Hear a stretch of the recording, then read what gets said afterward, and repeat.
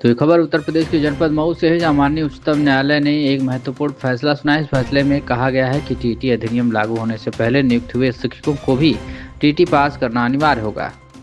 यह निर्णय पूरे प्रदेश के हजारों शिक्षकों के लिए असमंजस और चिंता का विषय बन गया है। इसी को लेकर मऊ जिले के समस्त शिक्षक संगठनों ने शिक्षक समन्वय समिति के बैनर तले अपनी आवाज उठाई।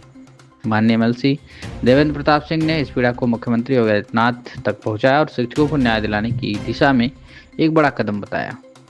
मुख्यमंत्री योगी आदित्यनाथ ने शिक्षकों की समस्या को गंभीरता से सुना। उन्होंने केवल उनकी योग्यता, प्रशिक्षण और अनुभव पर भरोसा जताया, बल्कि उच्चतम न्यायालय में पुनर्विचार याचिका दाखिल करने का निर्णय लेकर यह विश्वास दिलाया कि सरकार शिक्षकों के साथ खड़ी है।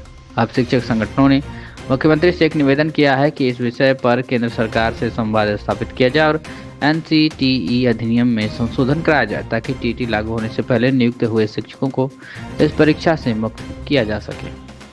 आपको बता दें तो मऊ जिले के विभिन्न शिक्षक संगठन उत्तर प्रदेशीय प्राथमिक शिक्षक संघ, अटेवा संघ, राष्ट्रीय शैक्षिक महासंघ, जूनियर बेसिक शिक्षक संघ, सीनियर बेसिक शिक्षक संघ और विशिष्ट बीटीसी संघ ने मुख्यमंत्री योगी आदित्यनाथ के प्रति आभार व्यक्त किया है।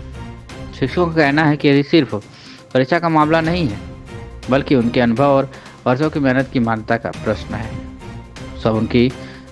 अब सबकी निगाहें मुख्यमंत्री योगी आदित्यनाथ के और केंद्र सरकार पर टिकी हुई हैं।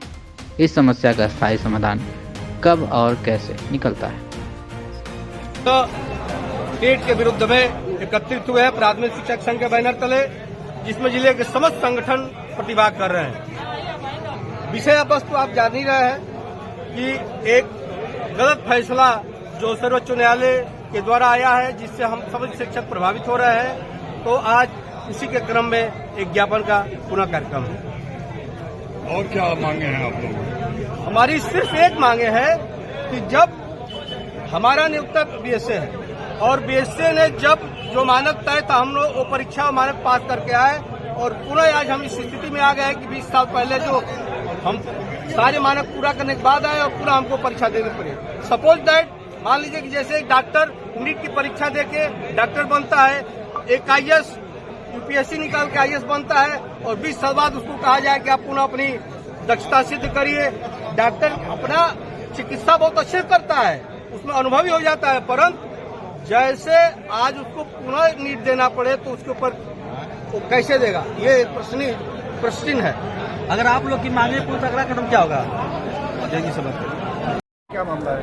यह प्रोटेस्ट विगत कई दिनों से चल रहा है टेट की अनिवार्यता को लागू करने को लेके, और इसमें सारे संगठनों को लोग एक साथ आके प्रतिदिन आ रहे हैं और प्रतिदिन अपना ज्ञापन जिलाधिकारी महोदय के माध्यम से प्रधानमंत्री महोदय को और मुख्यमंत्री महोदय को और शिक्षा मंत्री महोदय को भेजा जा रहा है। क्या मामला है? मामला यह है कि 2011 से पहले जो नियुक्तियां हुई थी उस पर आरटीई के तहत जो नियम बनाया गया उसमें संशोधन करके पुनः ऐसा कर दिया गया कि 2011 से पहले के लोग भी उसके लिए एग्जाम दें, और उसी के विरोध में जो चूँकि विरोध हो रहा है, उस समय 2017 में इसको साइलेंट रखा गया था, किसी को पता नहीं था। अब जब सुप्रीम कोर्ट में मामला आया है और सुप्रीम कोर्ट ने मोहलत दी है 2 साल की, 1 साल की और 5 साल और ऐसे करके, तो उसके लिए लोग मुखर हुए हैं, सड़कों पे आए हैं और योजनाबद्ध तरीके से अपने सत्याग्रह की बात कर रहे हैं। कब तक चलेगा आप लोग का ये प्रोटेस्ट? ये हमको लगता है कि मऊ में जितने संगठन थे, अब लगभग आखिरी दिन है उनका